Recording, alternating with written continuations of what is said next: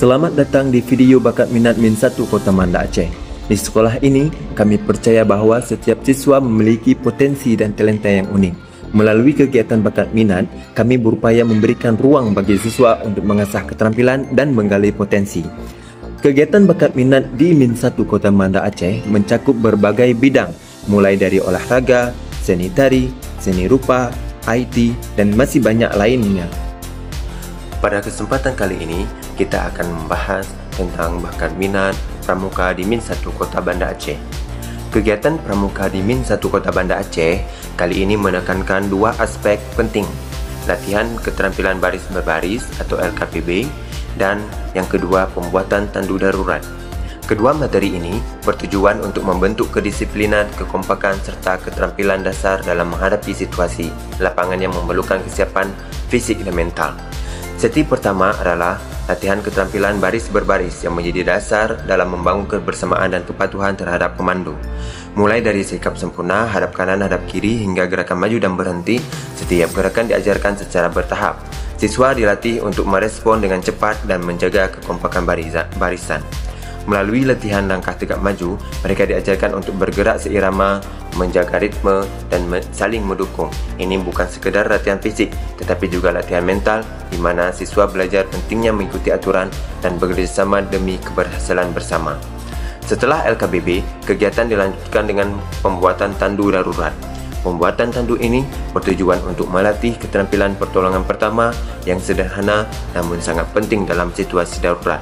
Dengan alat sederhana seperti tongkat dan tali, siswa belajar bahawa kreativitas dan kerjasama dapat menciptakan solusi di tengah keterbatasan. Dalam proses ini, siswa diajarkan berbagai jenis simpul dan ikatan, seperti simpul mati, simpul hidup, dan ikatan jangkar. Mereka bekerjasama dalam kelompok kecil untuk memastikan bahawa tandu yang mereka buat itu kuat dan stabil. Setiap langkah dalam pembuatan tandu melatih mereka untuk berfikir kreatif dan bekerja sama dengan baik. Diskusi antar anggota kelompok menjadi bagian penting dalam latihan ini. Mereka saling memberi masukan untuk memastikan simpul dan ikatan sudah benar. Kerjasama seperti ini mengajarkan mereka pentingnya komunikasi dan saling menghargai pendapat dalam menyelesaikan tugas bersama. Setelah tandu selesai, pembina memeriksa hasil kerja setiap kelompok dan memberikan evaluasi. Proses ini membantu siswa memahami bahawa dalam setiap kegiatan, ketelitian dan tanggungjawab sangat diperlukan untuk menghasilkan sesuatu yang aman dan efektif.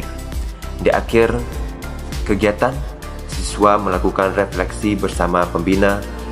Mereka berbagi pengalaman, kesulitan yang dihadapi, serta hal-hal yang dapat diperbaiki ke depannya.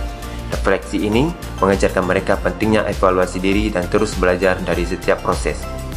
Dengan semangat yang terus terjaga, siswa Min1 Kota Banda Aceh menutup kegiatan dengan penuh rasa bangga. Latihan LKBB dan pembuatan tandu darurat ini tidak hanya membekali mereka dengan keterampilan teknis, tetapi juga nilai-nilai seperti kedisiplinan, kerjasama, dan kepedulian terhadap sesama. Kegiatan ini menjadi langkah menuju pembuatan generasi muda yang sigap, tangguh, dan penuh tanggungjawab. Hanya ini yang bisa saya bahas tentang pramuka ini. Sampai jumpa di video selanjutnya.